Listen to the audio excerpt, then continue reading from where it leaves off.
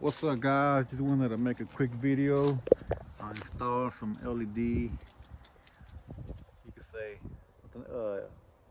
switchbacks. They're turn signals when they're on, when the parking lights are on. They are hyper white, and as soon as you hit the turn signal, they turn to amber.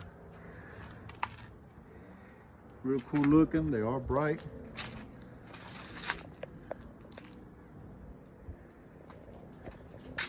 Almost like a damn headlight bulb of brightness.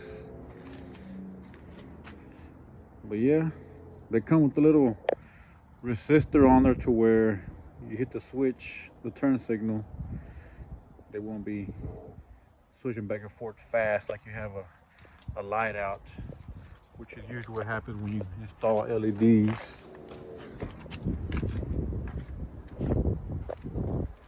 But yeah, switchbacks, cool looking and bright.